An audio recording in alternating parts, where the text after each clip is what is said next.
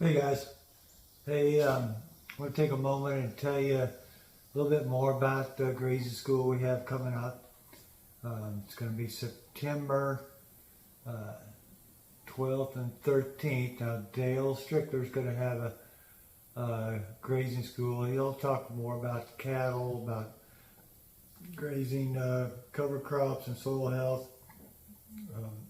But our school is going to be strictly goats and sheep. We have quite a few sheep. We have goats, quite a few goats, and there seems to be a need to really know how to raise them and the things you run across. I wish there was a school like this when I started 20 years ago, but I just kind of had to learn on my own, and so yeah, I made a lot of mistakes, and so that's what I hope I can say, hey, don't do this.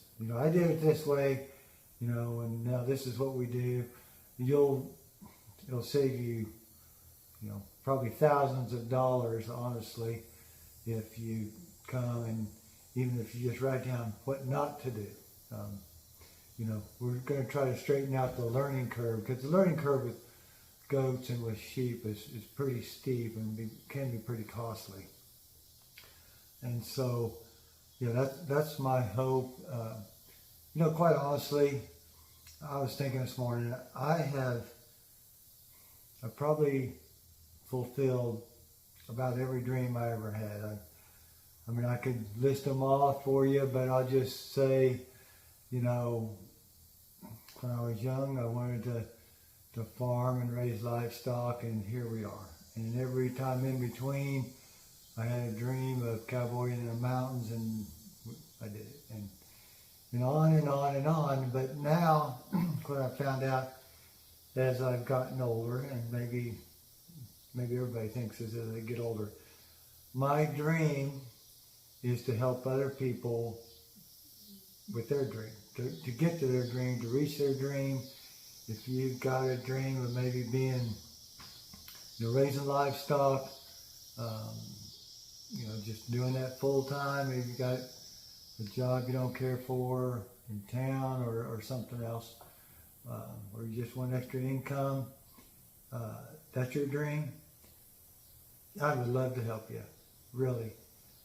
That is my dream, to help other people reach their dreams. And so that was part of the motivation for this grazing school, because in 20 years, I'm bound to learn something, right? And like I said, even if it's what not to do, isn't that worth something? And so we're trying to make it affordable, that anyone can come. And I know, sometimes distance dictates, who can get here and be a part of it. But we have several people signed up. Somebody asked me how many we were going to take. I don't even know. I don't want to turn anybody away. So we'll see. I don't think it'll get to that extent, that full, but it's going to be in Garnett, Kansas, where we'll meet at 8:30 on Thursday morning at the Dutch Country Cafe. They have a room in the back. So the first half of that day and the first half of Friday is going to be more of a classroom type slideshow setting. And of course you can ask questions. We're going to cover, I'm going to show you here in a minute what all we're going to cover, but anything we don't cover, ask the question, because I know I'll forget something. And then in the afternoon of each day, we're going to come out here to our ranch or farm or whatever nomenclature you want to use there. But you'll actually see what we talked about that morning, and more. We'll talk about the fencing our facilities. Well, you'll see it. You'll see how we do it. That will be Thursday afternoon. Friday afternoon we'll come out and we'll have some livestock up to actual handle, kind of show you. I'm not going to do it from Mancha school, but show you how we check their eyelids for parasite, for anemia, indicates parasites. And then we'll show you how we approach the worming, and the things we look for. And quite honestly, it's a little different with sheep than it is with goats. It took us a while to figure that out, but it is. And we'll even go over some stockmanship principles of handling sheep and goats. They handle just a little bit different, and they handle different than cattle to some extent. So we'll go over that. Okay, so I hope you can see this. This is kind of the format of what we're going to be talking. I'm going to start out Thursday morning, and why raise goats and sheep anyway? Why not some other class of livestock, some other enterprise?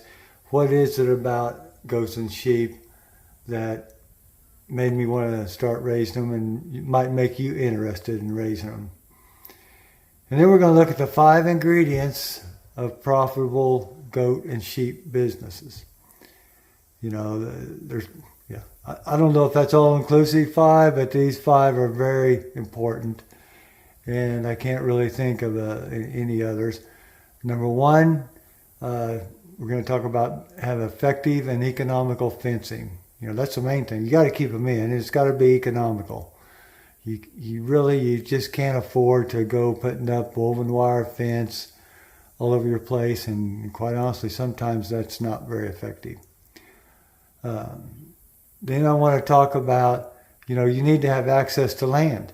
I mean, that's the biggest hurdle to cross getting into agriculture, is having access to land. Well, how can you do that? And I'll show you what we've done and how we've worked on that. It's really not that hard. I'm surprised, and I surprised myself, but we have access to more land than we could probably fence and put livestock on right now. Then we're going to look at how to keep the livestock alive and productive. Goats and sheep kind of have a reputation for dying, and there is a reason they have 2 at a time. So we're going to look at that. We're going to look at what we do. So far, that's what we do. Who knows? We often get a different idea, and next year I may be showing you something different. But how we do it and what we do to keep them productive and alive, and how we feed the kids and lambs, getting them ready for market, that kind of thing. Vaccine program. I'm going to show like a calendar of what you need to be doing every month. Okay, well, it's January. What do we do in January? Well, January is a selling month. You need to be sorting and getting to some sales with the livestock you got ready. And how do you know if they're ready? Well, we'll go over that. Number 4, you need to know how to run a business that raises goats and sheep. It's one thing to know how to raise goats and sheep. That's hard enough, but the business of it is even more difficult. And if you don't have that, you can raise them. That doesn't necessarily mean you're going to be profitable. So you need to know how to run the business aspect of a goat and sheep business. And 5th, you need to understand what profit is. It's really kind of hard to know what true profit is, or to know if you have a profit. I mean, you're feeding a ewe, a nanny, a cow 1 year and breeding her. She lambs or kids or calves the next year, and you're not selling that offspring until the next year. How do you know if you got a profit? A lot of people just see, oh, well, I got a check from the sale barn, it must be profit. No, there's a little more to it than that, and so you need to understand what profit is and know if you have one, because you're not going to be in this business long if you don't make a profit. It's just that simple. Unless you're going to fund it with some kind of outside money, and well, why work for nothing, right? So that's going to be kind of the outline within that. Yeah, we're going to talk about guard dogs, because that's part of keeping livestock alive. The different, the way you need to treat and raise guard dogs, the breeds we use and why we use those breeds. we're gonna take an extensive look at the fencing, but not just that. We'll look at our facilities on the place I live and the place just 2 miles north of me that Travis lives on. They're a little bit different, and so you can look at both of those. You can find out where, to buy any of that equipment you want to. We don't sell it. We're going to look at that smart fence. I've talked a lot about it. We don't sell the smart fence. I mean, I guess we ought to start selling some of the stuff we talk about. But, Travis is going to go over that.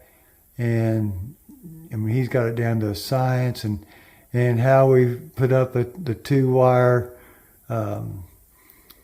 strip grazing fence, 2 poly wires and off the 4-wheeler, and what we've built that we use with that.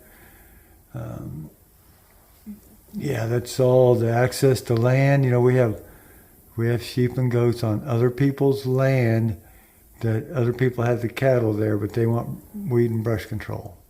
And how does that work? We're gonna go over that. That's, if you're gonna be in the goat business, that's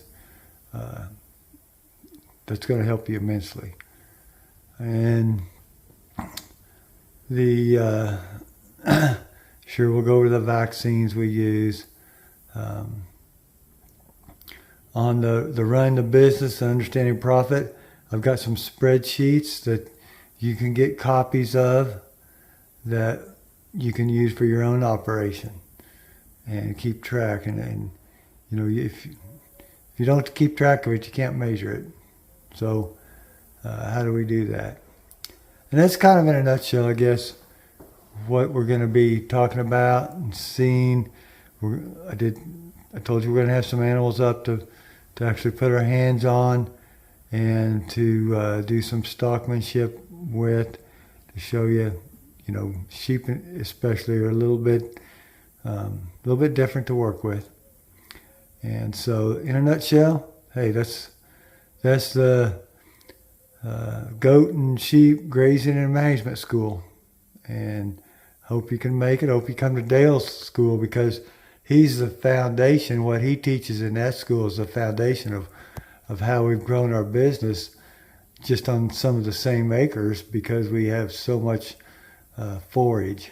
And so, if you can make the full week, which I know it's a lot to ask, but it's going to be worth your while, because like I told you, we have more forage every year, but we have more livestock on it also.